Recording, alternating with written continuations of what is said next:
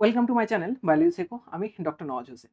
বহু স্টুডেন্টের প্যারামেডিক্যাল সম্পর্কে বিভিন্ন ডাউট থাকে। এইমস এর প্যারামেডিক্যাল সম্পর্কে তো অনেক বেশি ডাউট থাকে। আমি যেহেতু এইমস এর প্যারামেডিক্যালে পড়ি না, যে পড়ে আমার চেষ্টা থাকে তাদেরকে দিয়েই তোমার ডাউটগুলো ক্লিয়ার করানো। আজকে আমার সঙ্গে আছে Ritam Ghosh, first year paramedical student, BMLT student AIIMS কল্যাণীর। আজকে তার কাছ থেকে জানবো এইমস কল্যাণীর প্যারামেডিক্যাল স্টুডেন্টদের বা বিএমএলটি যারা স্টুডেন্ট তাদের কি সুবিধা পাওয়া যায়, ভবিষ্যৎ কি, কেমন লাগে সেখানে থাকতে, আরো বিভিন্ন ধরনের ডাউটস তোমাদের মনের মধ্যে যেগুলো থাকে সেগুলোই। ফিউচার কেমন আরো ইত্যাদি। তো চ্যানেলে welcome Ritam. Thank you so much. তোমার পডকাস্টে থাকতে পেরে আমার খুব ভালো লাগছে। আশা করা যায় এই ভিডিওটার মাধ্যমে অনেকের অনেক কিছু হেল্প হবে এইমস প্যারামেডিক্যাল এর ব্যাপারে। একদমই। আমরা ধাপে, ধাপে বিভিন্ন কোয়েশ্চেন করব। যে কোয়েশ্চেন গুলো তোমাদের মনের কোথাও না কোথাও বাসা বেঁধে আছে। এটা ভালো, এটা খারাপ, এখান থেকে কেমন জব সিকিউরিটি, কি এক্সাম, ফিউচার কেমন, কোথায় থাকতে হয়, বিভিন্ন জিনিসপত্র। সেগুলোকে ধীরে, ধীরে ক্লিয়ার করে যাওয়ার চেষ্টা করব। তাই লাস্ট পর্যন্ত কিন্তু অবশ্যই দেখো, ভিডিওটা তোমাদের জন্য প্রচন্ড হেল্পফুল হবে। তো আমার রিতমকে ১ম question, AIIMS AIIMS Kalyani. West বেঙ্গলের মধ্যে একটাই এইমস এর ইনস্টিটিউট। সেখানে তুমি পড়ছো। কেমন লাগছে এখন? খুব ভালো লাগছে। সবার যেরকম ইচ্ছে থাকে এইমসে পড়ার আমারও ছিল। আর আচ্ছা, এমসে জেনারেলি মানুষজন সবসময় চিন্তা ভাবনা করে যে এমবিবিএস হয়তো পড়া হয়। তো এর মধ্যে যে প্যারামেডিক্যাল পড়া হয়, এটা কোন এক্সাম দিয়ে প্রবেশ করতে হয়? এর জন্য এইমস দিল্লি থেকে একটা এক্সাম কন্ডাক্ট করে। এইমস বিএসসি কোর্সেস যার মধ্যে প্যারামেডিক্যাল কোর্সগুলো মেইনলি থাকে। প্যারামেডিক্যাল কোর্স বলতে কি, কি হতে পারে মোটামুটি? প্যারামেডিক্যাল কোর্স বলতে এইমসের বিপিটিটা হয় না, ব্যাচেলর ইন ফিজিওথেরাপি, সেটা ছেড়ে dialysis therapy, radiography, radiology, even optometry, BMLT এই ধরনের কোর্সগুলো হয়ে থাকে। আচ্ছা, মোটামুটি আমরা স্টেটেও একটা দেখি যে এক্সাম হয় প্যারামেডিক্যালের জন্য। জেনপাস বলে নাম হয়তো তোমরা সবাই জানো। তো সেখানে এক্সাম দিয়ে ব্যাচেলর ডিগ্রিতে ভর্তি হয়। একইভাবে কি এমসে প্যারামেডিক্যাল দিয়েও কি ব্যাচেলর ডিগ্রিতে ভর্তি হয় নাকি ডিপ্লোমাতে ভর্তি হওয়ারও সুযোগ আছে? এইমসে পার্টিকুলারলি বিএমএলটি ডিগ্রিটাই শুধু হয়। এখানে ডিপ্লোমার কোনো ব্যবস্থা নেই। যেমন ওয়েস্ট বেঙ্গলে বিভিন্ন মেডিকেল কলেজে আমরা দেখেছি যে একটা স্টেট মেডিকেল ফ্যাকাল্টি বলে এক্সাম হয়ে থাকে। তার মাধ্যমে ডিপ্লোমা কোর্সে ভর্তি হয়। এমস এর কোন রকম ডিপ্লোমার কিছু বিষয় নেই, না, তাই তো? শুধুমাত্র পুরোটাই ব্যাচেলর। আচ্ছা, এই যে প্যারামেডিক্যাল এর যে এতগুলো কোর্স আছে তুমি নাম বললে, অপটোমেট্রি বললে, ডায়ালিসিস বললে। এর মধ্যে সবথেকে মোটামুটি মানুষের কোনটাতে প্রায়োরিটি বেশি? বিএমএলটি অর কোনটায়? প্রত্যেক বছরের কাট অফ হিসাবেই বিএমএলটিটা আর রেডিওলজিটা আগে থাকে, সবার আগে।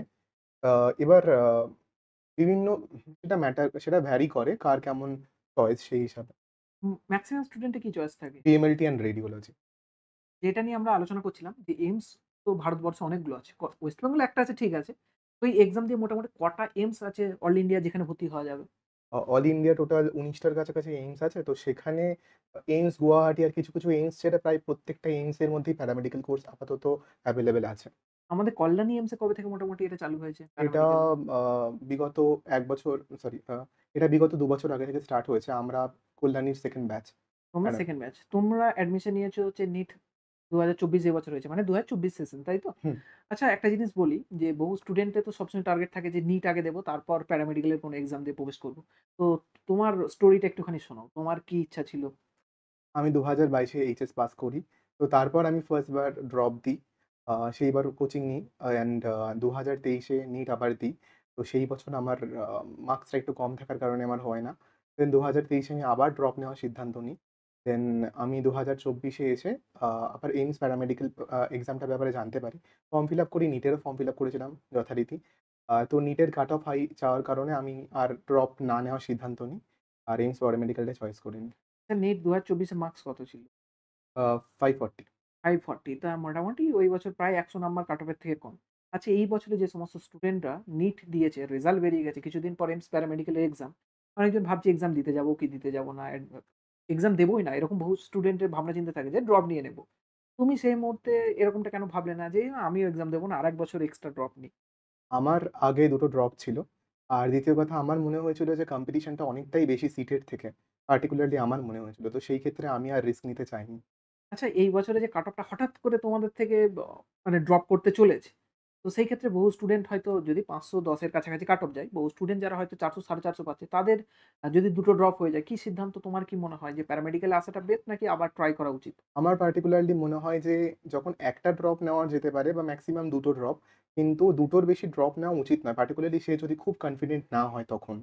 আমারও এটা একদম ব্যক্তিগত মতামত। আমি নিজের দুটো ড্রপ নিয়ে এমবিবিএস হয়েছিলাম। যদি আমি না পেতাম আমি সিউরলি আর কোনো ড্রপ নিতাম না।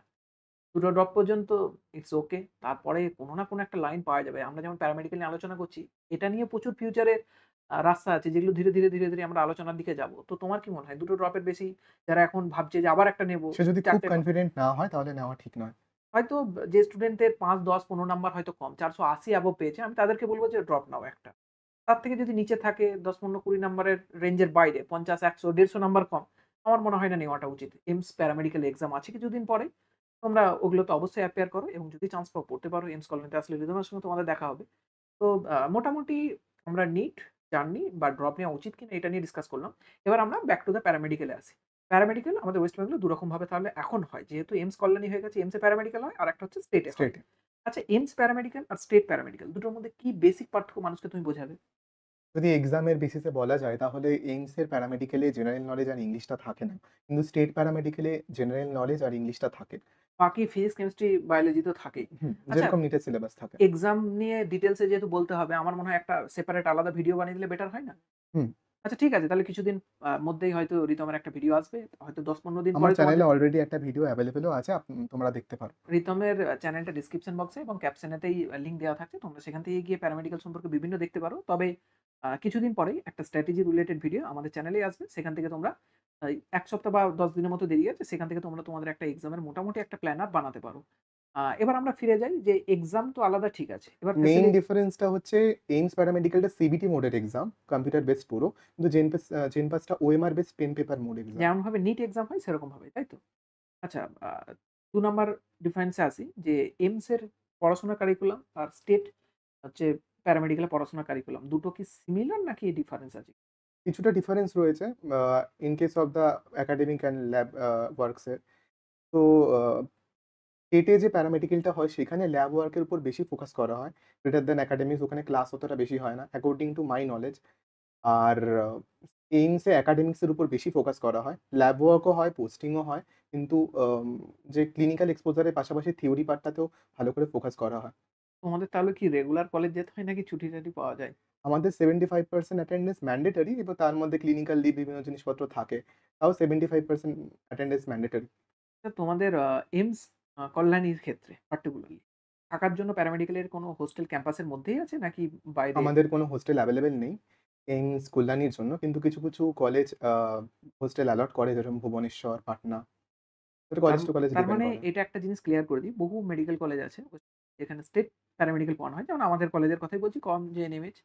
এখানে কিন্তু প্যারামেডিক্যাল এর কোনো হোস্টেল নেই। সিমিলার ওয়েতে কল্যাণীতেও কিন্তু কল্যাণী এইমস এও কিন্তু কোনো রকম কোনো হোস্টেল নেই। সুতরাং যারা আসবে আগে থেকে ভাবনা চিন্তা করে এসো।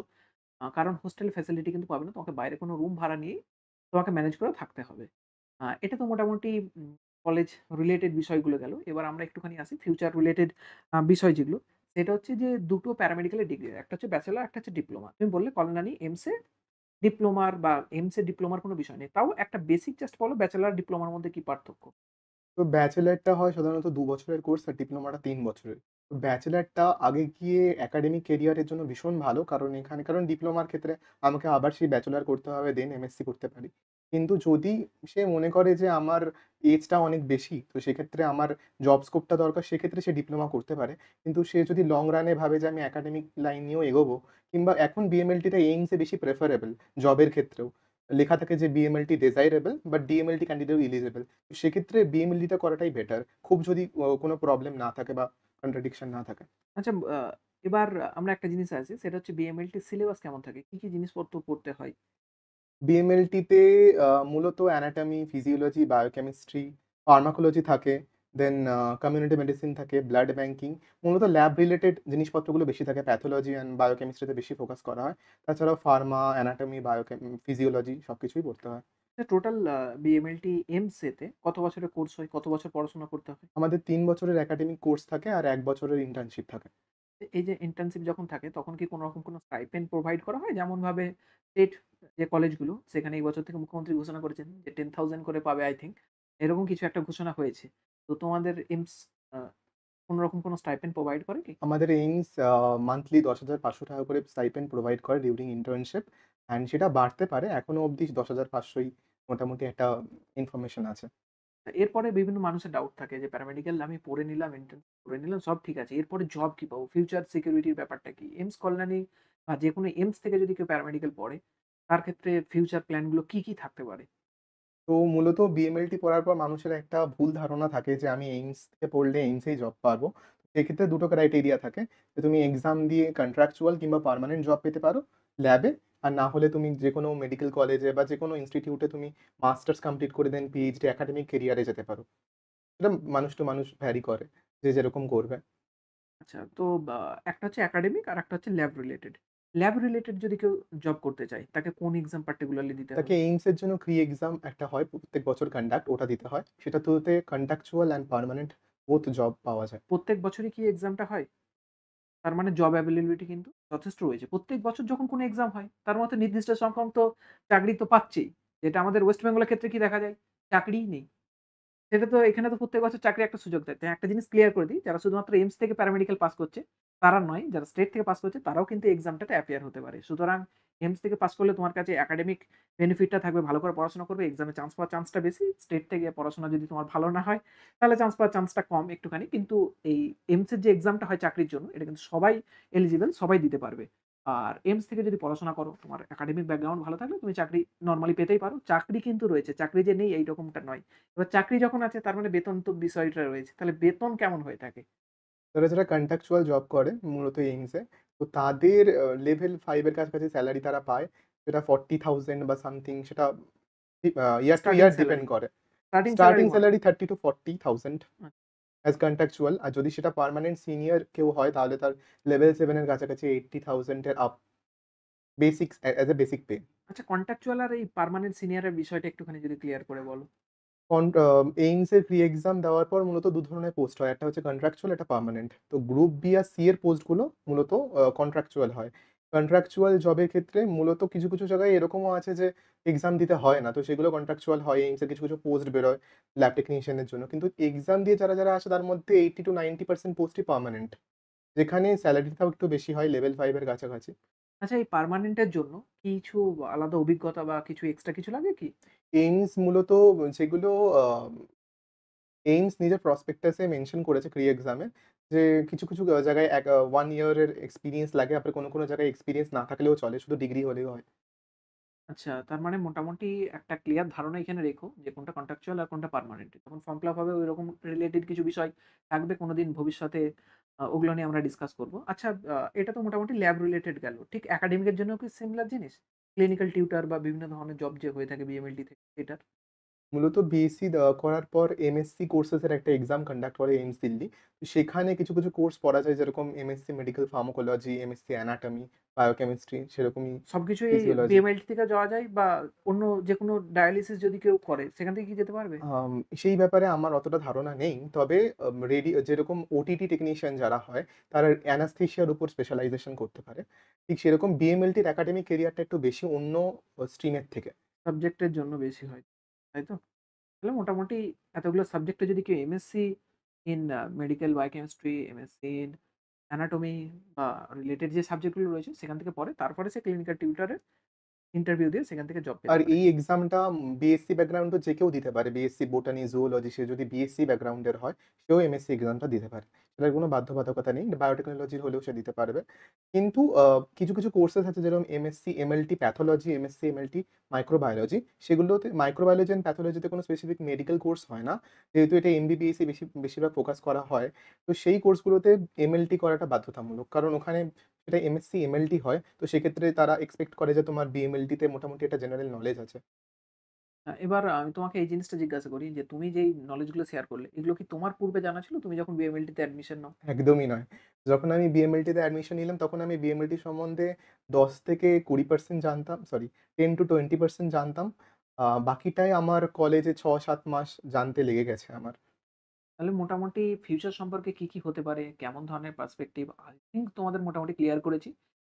এইমস রিলেটেড যদি আরো কোন রকম কোন কোয়েশ্চেন থাকে বা প্যারামেডিক্যাল রিলেটেড যদি কোন রকম কোন কোয়েশ্চেন থাকে, অবশ্যই কমেন্ট বক্সে কমেন্ট করে জানাও। আর রিতমের চ্যানেলটা কিন্তু অবশ্যই ভিজিট করো। সেখানে কিন্তু সে বিভিন্ন ধরনের ভিডিও দিয়ে রেখেছে। আর একটা জিনিস তোমাকে আমি বলে দিই যে, যারা ড্রপ নেবে ভাবছে, আবার তাদের উদ্দেশ্যে কি থাকবে, বা যারা প্যারামেডিক্যাল পড়তে আসছে তাদের উদ্দেশ্যে তোমার কি হচ্ছে একটা শুভকামনা থাকবে, বা যাই বলো না কেন? তো আমি এটাই বলতে চাই যে যারা ড্রপ দেবে মনে করছো, তারা একটু ভাবনা চিন্তা করে দিও। কারণ একটা বছর যখন স্টার্ট হয়ে যায়, তখন বছরের মাঝখানে গিয়ে মোটিভেশন বা যেকোনো কিছু, অনেক কিছু চেঞ্জ হতে পারে। কিন্তু ড্রপ ইয়ারটা সেরকম একদমই নয়। আমরা সকলে জানি যে যারা নিটের অ্যাসপিরেন্ট তারা ড্রপ ইয়ারের ব্যাপারে জানি। তো সবকিছু করার আগে একবার ভেবে নিও।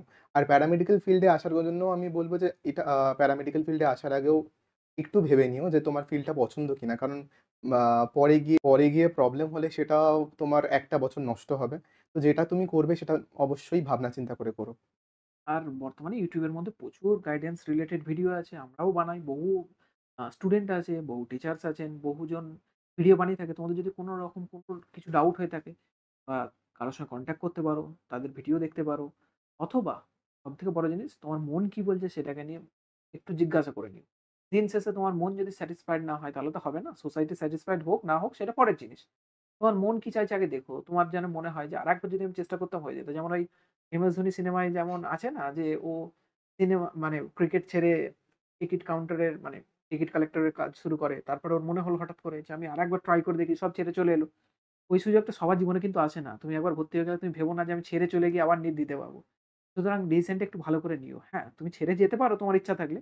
কিন্তু পরবর্তীতে আবার যদি কিছু না হয়, তখন নিজের মনে হবে যে বেকার ছেড়ে চলে এলাম। তো একটুখানি ডিসিশনটা ভেবে চিন্তে নিও। কোন কিছু জয়েন করার আগেই। আর কিছুদিন পরে এক্সাম খুব ভালো করে পড়াশোনা করো। ভবিষ্যতে যদি কেউ যেতে চাও, তাহলে তো ১ম থেকে টার্গেট রাখতে পারো। বহু ছেলের টার্গেটই থাকে যে আমার হয়তো নিট হবে না। এমস প্যারামেডিক্যাল যেতে পারো। যথেষ্ট ভালো অঙ্কের বেতন থাকে। যথেষ্ট ভালো জব সিকিউরিটি আছে। সবকিছুই ভালো আছে। তো সেখান থেকে তোমরা চাইলে এক্সামটা দিতে পারো। আর কিছু জানার থাকলে অবশ্যই কমেন্ট করে জানাও। এর জন্য এতটাই। দেখা হবে নেক্সট কোনো পডকাস্টে। Thank you all.